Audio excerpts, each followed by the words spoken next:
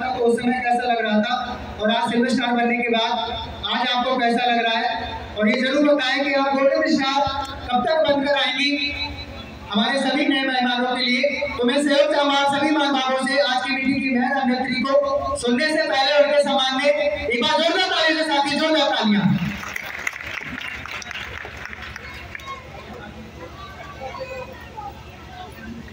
तो स्वागत है आपका।